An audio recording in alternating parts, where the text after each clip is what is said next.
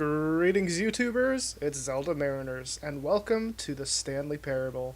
I don't really know much about this game. I just have heard good things about it, so I'm going to just jump right in. Happy Monday, everyone. Hope you guys had a good weekend. Let's get into it. The end is never the end is never the end is loading. I don't really know anything about this game, so we'll see how it goes. It's taking a long time to load. This is the story of a man named Stanley. Makes sense. Stanley worked for a company in a big building where he was employee number 427. Okay. Employee number 427's job was simple. He sat at his desk in room 427 and he pushed buttons on a keyboard. Orders came to him through a monitor on his desk, telling him what buttons to push, how long to push them, and in what order. It's a terrible This job. is what employee 427 did every day, every month, of every year. What if he pushed the wrong button? Although others might have considered it soul-winning, Stanley relished every moment that the orders came in. That's weird. As though he had been made exactly for this job. You're a weird guy, Stanley. Was happy. Oh, at least he's happy. And then one day, something very peculiar happened. He died. Something that would forever change Stanley. Something he would never quite forget. He had been at his desk for nearly an hour when he realized that not one single order had arrived on the monitor for him to follow. No one had showed up to give him instructions, call a meeting, or even say hi. Never in all his years at the company had this happened. Yeah, no this one's there. complete isolation. Something was very clearly This is where wrong. we're starting. Shocked, frozen solid, Stanley found himself unable to move for the longest time. But as he came to his wits and regained his senses, he got up from his desk and stepped out of his office. This is where I take. Oh, yeah, okay. Well, I got up from my desk and I stepped out of my office. Let me look around here first. Can I see anything? I can duck. I can't really. Can I grab my mug? I left a coffee stain on that piece of paper. If I just have to push buttons, why do I need that piece of paper? What is it? Okay, anyway, I'm going to leave my office. 429 is gone. 428 is gone. All of his co-workers were gone. What could it mean? Stanley decided to go to the meeting room. Perhaps he had simply missed a memo. Who's talking? Okay, voice, I will follow your instructions to go to the No meeting matter room. how hard Stanley looked, he couldn't find a trace of his co-workers. Who farted? Whoa, webcam. Who farted? I farted. You farted. We all farted. My dog farted. I know you farted. Okay.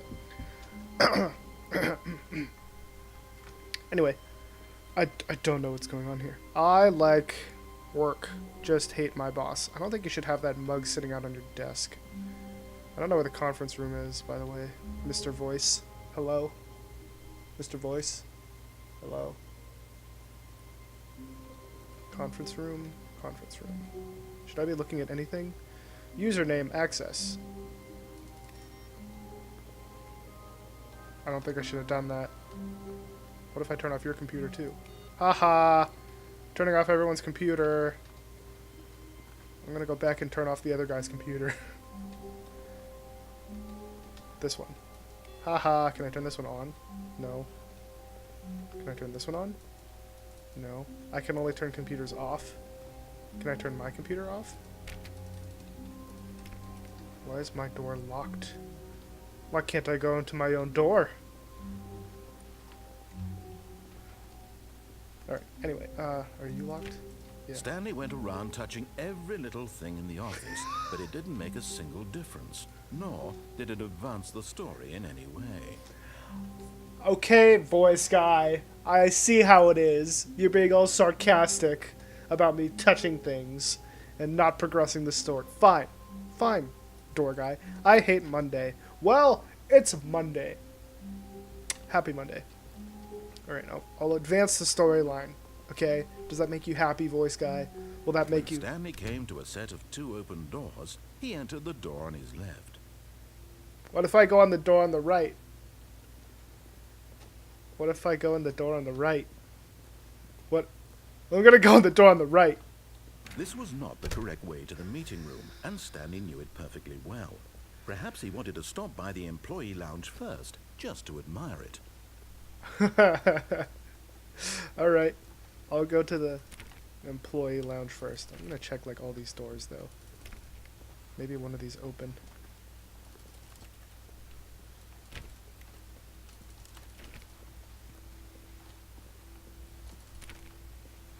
I like this already. The voice guy is all sarcastic. It's fantastic. That kind of rhymed. He's sarcastic. It's fantastic. I'm a Stanley guy. Ah, yes, truly a room worth admiring. It had really been worth the detour after all, just to spend a few moments here in this immaculate, beautifully constructed room. Stanley simply stood here, drinking it all in. Alright, I'll just simply stand here then. Yes, really, really worth it being here in the room. A room so utterly captivating that even though all your co-workers have mysteriously vanished, here you sit looking at these chairs and some paintings. Really worth it. Okay. Can I look outside? No, I can't. Can I get a drink? Can I do anything? It is currently... At this point, Stanley's obsession with this room bordered on creepy and reflected poorly on his overall personality. It's possible that this is why everyone left.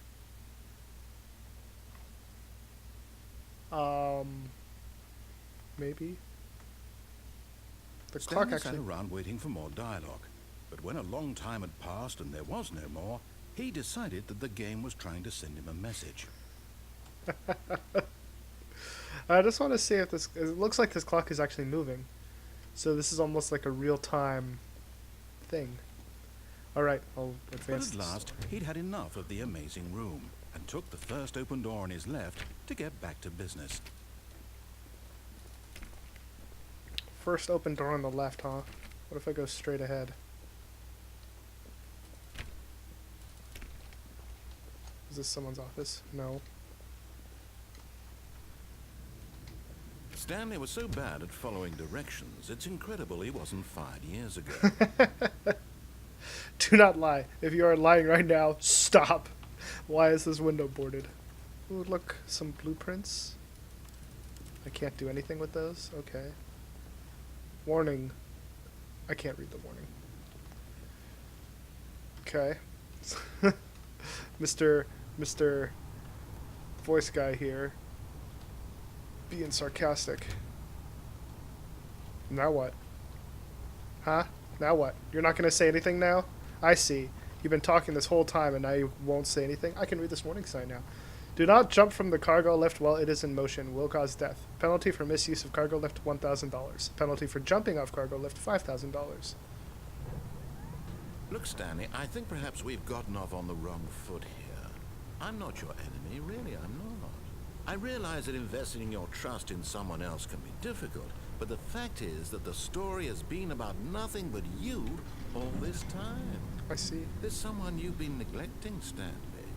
Someone you've forgotten about. Mommy? Please, stop trying to make every decision by yourself. Now, I'm not asking for me, I'm asking for her. Mommy? This is it, Stanley. Your chance to redeem yourself. To put your work aside. To let her back into your life. She's been waiting. Mommy? What if I go back on here? What if I actually went through the left door and just followed your instructions? Hello? Mommy? Hello?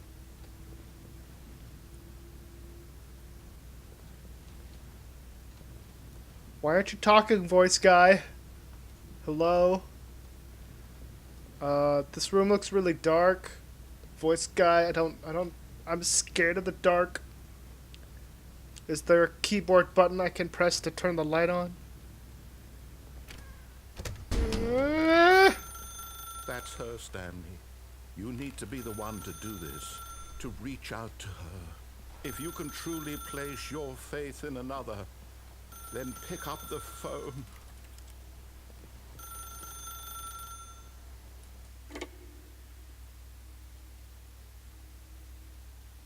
I should have waited. Oh, Stanley, is that you? Hold on, sweetie. Sorry to keep you waiting. I'm just pulling the bread out of the oven. All right. Okay, there we go. All right, now, I want you to come in and tell me all about your day. Gotcha. Oh, come on. Did you actually think you had a loving wife who'd want to commit their life to you? I'm trying to make a point here, Stanley. I'm trying to get you to see something. Come inside. Let me show you what's really going on here. Why should I trust you? Sorry, but you're in my story now. Oh shit! Did he put up a brick wall?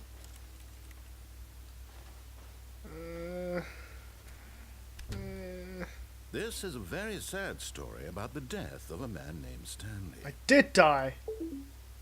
Good morning, employee 427. Press 0 on your keyboard.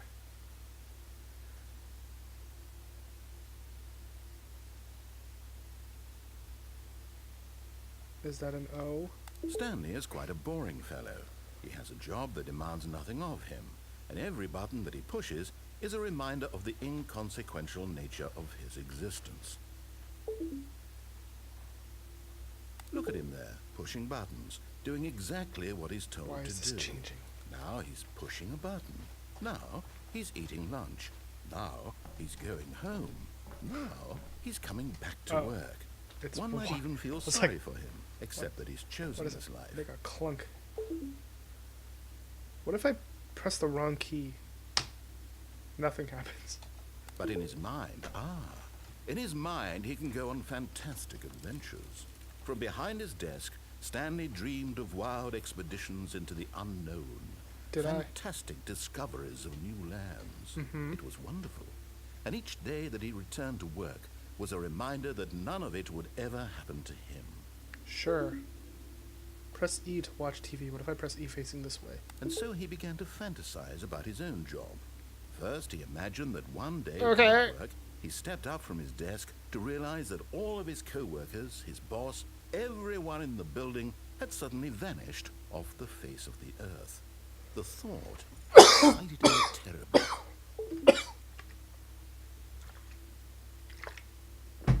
Ugh! It's like 5:35 now. Press X to open a cold one with the boys. So he went further. He imagined that he came to two open doors and that he could go through either. At last, choice. It barely even mattered what lay behind each door. The mere thought that his decisions would mean something was almost too wonderful to behold. Prepare dinner. As he wandered through this fantasy world, he began to fill it with many possible paths and destinations. Down one path lay an enormous round room with monitors and mind controls, and down another was a yellow line that weaved in many directions, and down another was a game with a baby, and he called it the Stanley Parable. This is hella meta. I'm pretty sure I'm going to go back in my office. That's what this is looking like. It was such a wonderful fantasy, and so in his head he relived it again, and then again, and again, over and over, wishing beyond hope that it would never end, that he might always feel this free. Surely there's an answer down some new path, mustn't there be? Perhaps if he played just one more time. So I'm going to all the different paths? Is that what this is happening? I love you, wife. Mama. But there is no Wife answer. is gone. How could there possibly be? Yeah. In reality, all he's doing is pushing the same buttons he always has. Nothing has changed. The longer he spends here, the more invested he gets. The more he forgets which life is the real one. This is really interesting. And I'm trying to tell him this. That in this world he can never be anything but an observer. That as long as he remains here, he's slowly killing himself. But he won't listen to me. He won't stop. Here, watch this. Stanley, the next time the screen asks you to push a button, do not do it.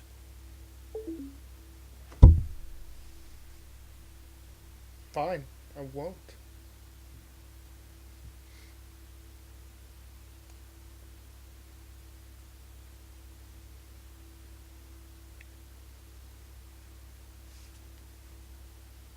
Just watch the clock.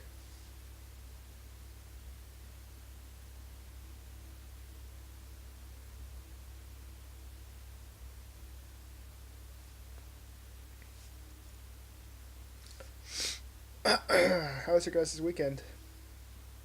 Pretty exciting? Yeah? Yeah. Hopefully the week's treating you okay. Are you really not going to say anything, voice guy? Is he... Voice guy? You know what? You're making me push the button. You're making me. You're making me push it. You see?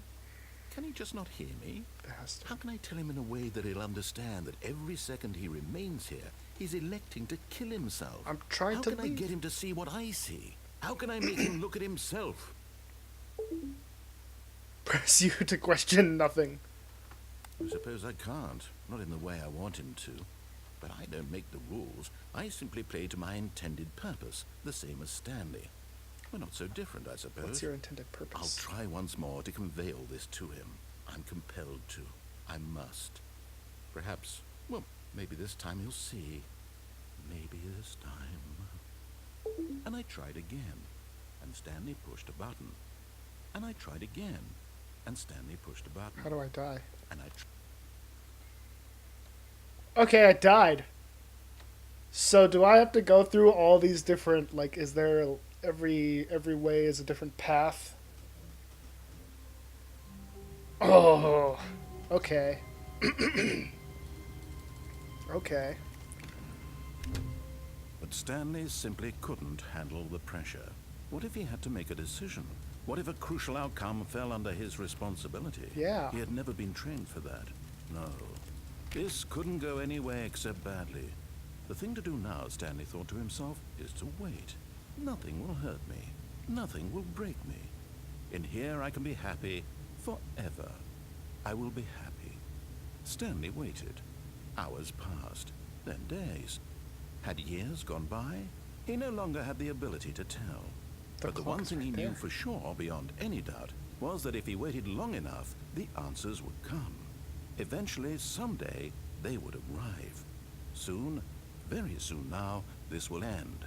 He will be spoken to. He will be told what to do. Now it's just a little bit closer. Now it's even closer. Here it comes. I died again? What? Alright, so the clock resets to the same time every time. So, that was one way to die, I'm guessing. All of his co-workers were gone. What could it mean? Oh, that dialogue Stanley starts decided to over. go to the meeting room. Perhaps he had simply missed a memo. No matter how hard Stanley looked, he couldn't find a trace of his co-workers. I'm just gonna go straight to the conference room then. This one, I'm just gonna follow my directions. When Stanley came to a set of 2 open doors, he entered the door on his left.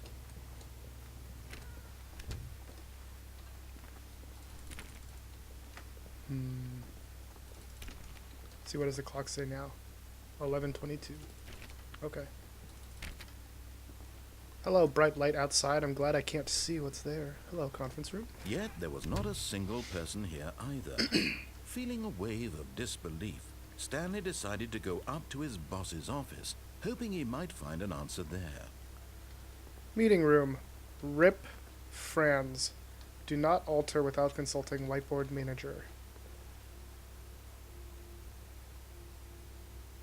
That seems like a lot of stuff. Targets. Push for funding for R&D of new coffee machine.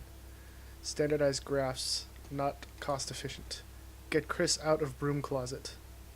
Synergize papers. Hire someone to synergize papers. Papers are too synergized. Fire paper guy. Hire someone to fire the paper guy. Who moved my desk? Please keep the targets on the topic of... The future was yesterday, tomorrow is now. Tomorrow, which is today, which is now. Complete today's... Wait, that would be yesterday's. Yeah. Oh, this has been moving. The Boss Appreciation Minute. On your Boss Appreciation Minute worksheet, circle the top 20 things you love most about your boss. Fill out the triplicate and return to your Boss Appreciation Specialist. Solving interpersonal conflict. If you ever find yourself in a conflict with another diligent employee like yourself, but more inclined toward conflict, unless you're the kind of person who... That was like triple parenthesized. What if I block this? Oh, I don't have a shadow? Cool, I don't exist. Oh, it's up here. That's why. I still don't have a shadow. Tips for not getting fired. Talk less. Do unbelievably amazing work all the time every day with no exception of promotion or recognition. Don't get fired. It's good? No, it's not good. How to solve a dispute with a coworker. Let it ball up inside you. Take out passive-aggressively on other coworkers. Resent coworkers for not supporting you more. Sounds accurate. Using slides to assure employees that everything is okay. Make sure your slide has a slick blue graphic in the header and throw some text. Throw some bevel on all the text. That's funny. Everyone is unique. You most of all. Alright, this is a bi-quarterly post review. We need more or less reviews. 402 plus 405. Want to get rid of the Death of Sport portion in the primary review schedule. But I think that's a stupid idea. More water coolers. More water cooler heaters. Charts need to be more hip to appeal to the teenage demographic. Find teenagers to put in teenage demographic.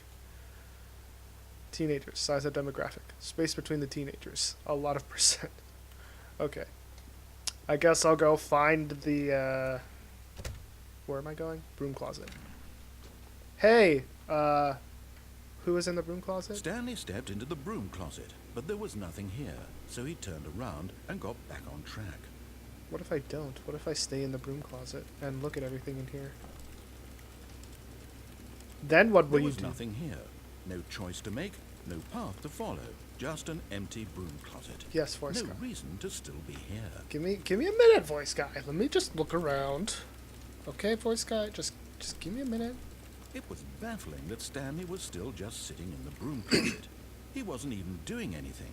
At least if there was something to interact with, he'd be justified in some way. As it is, he's literally just standing there doing sweet FA. I'm gonna squat and do sweet FA.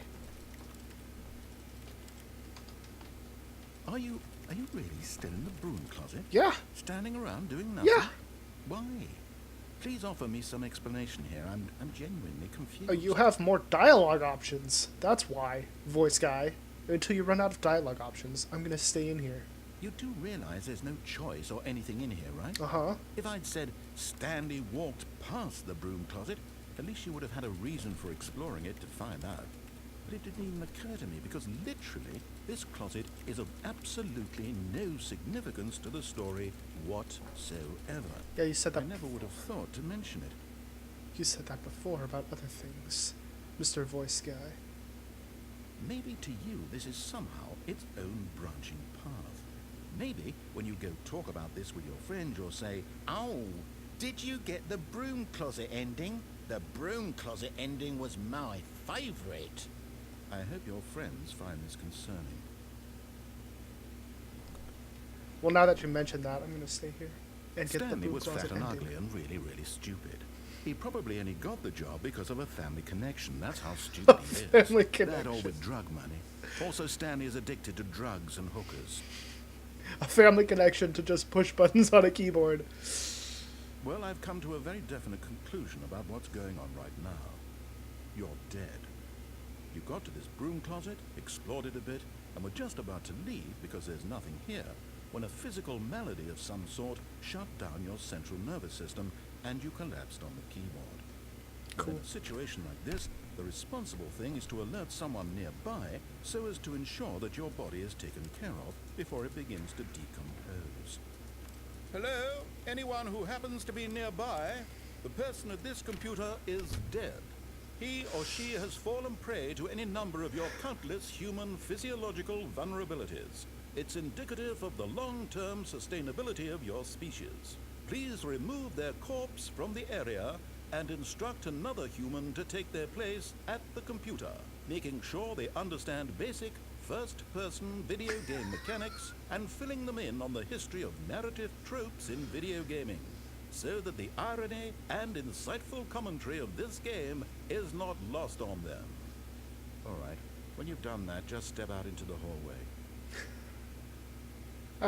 That was great. No, I'm gonna stay in here. I'm gonna see if you have more options.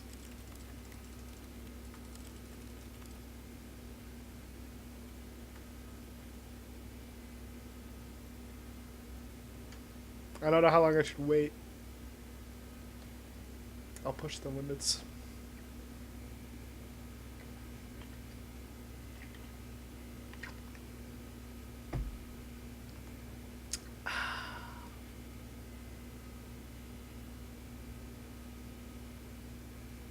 Alright, fine. He's not going to say anything. Ah, second player. It's good to have you on board. I guarantee you can't do any worse than the person who came before you. You too? Unbelievable. I'm at the mercy of an entire species of invalids. Perhaps there's a monkey nearby you can hand the controls to. A fish? Fungus?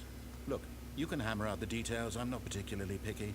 I'll just be waiting for when you're ready to pick up the story again. Oh, that's great! He addressed the second player to go to the broom closet. Is he going to say anything else to the broom closet guy? Alright. Fine, we'll keep going. Coming to a staircase, Stanley walked upstairs to his boss's office. I'm going to go downstairs. It's locked. Why is there a red light over here?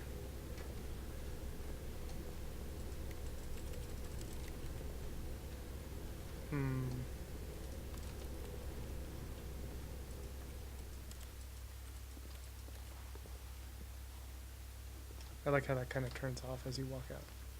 Hey, look, But a car. Stanley just couldn't do it. He considered the possibility of facing his boss, admitting he had left his post during work hours. He might be fired for that. And in such a competitive economy, why had he taken that risk? All because he believed everyone had vanished. His boss would think he was crazy. And then something occurred to Stanley. Maybe, he thought to himself, maybe I am crazy. Probably. All of my co-workers blinking mysteriously out of existence in a single moment for no reason at all. None of it made any logical sense. And as Stanley This is pondered this, America. he began to make other strange observations.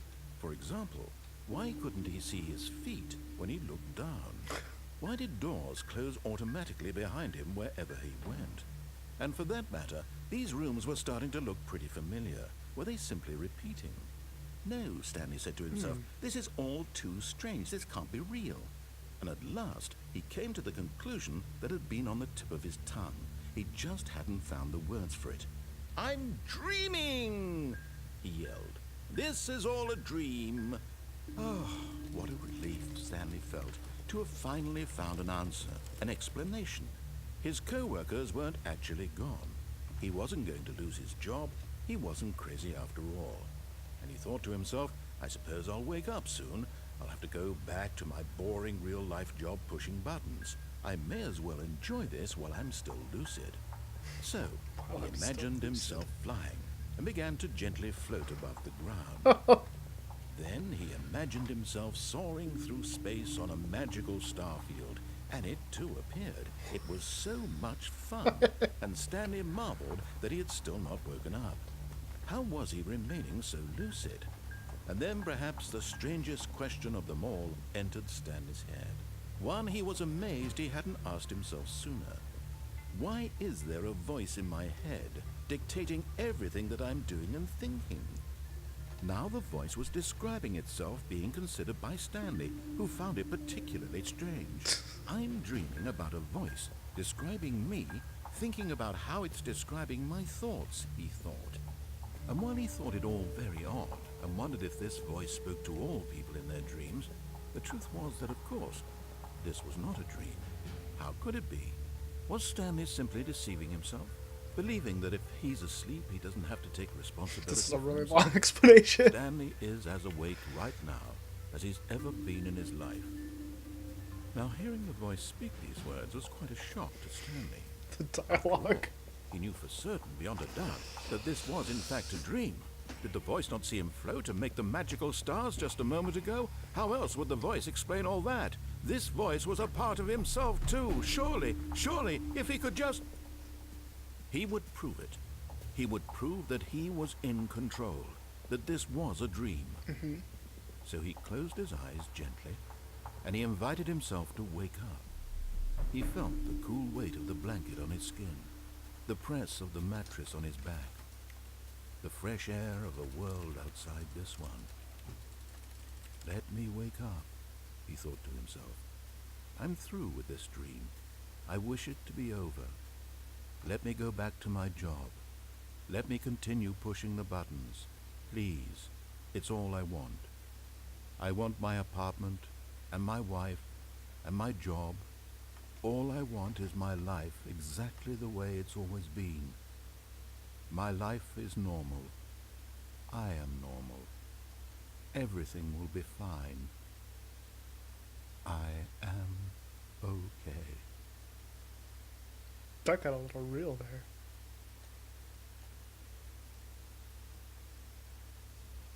Stanley began screaming. Please, someone, wake me up. My name is Stanley. This is a really I have a long- boss. I have an office. I am real. Please, just someone tell me I am real. I must be real. I must be. Can anyone hear my voice? Who am I? Who am Everything's I? gone red.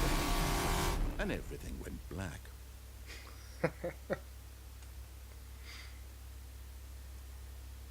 This is the story of a woman named Mariella. Mariella woke up on a day like any other. She arose, got dressed, gathered her belongings, and walked to her place of work. But on this particular day, her walk was interrupted by the body of a man who had stumbled through town talking and screaming to himself, and then collapsed dead on the sidewalk. And although she would soon turn to go call for an ambulance, for just a few brief moments, she considered the strange man. He was obviously crazy. This much she knew. Everyone knows what crazy people look like. And in that moment, she thought to herself how lucky she was to be normal. I am sane. I am in control of my mind. I know what is real and what isn't. It was comforting to think this, and in a certain way, seeing this man made her feel better. But then she remembered the meeting she had scheduled for that day. The very important people whose impressions of her would affect her career, and by extension, the rest of her life. She had no time for this, so it was only a moment that she stood there, staring down at the body. And then she turned and ran. What a storyline. That option was ridiculous. Okay. I think in the next one I'm gonna like keep going down the path while he's talking and see how far it goes. But I'm gonna call that an episode because he talked for a long time in that path. But this is really interesting and really funny. So I'm gonna keep playing it, obviously. I'll come back to it on Wednesday for you guys. But this will be cool to see all the different paths that we take in this story. So I'll see you guys on Wednesday. Happy Monday. And again, I hope you guys had a good weekend and have a good week. Peace.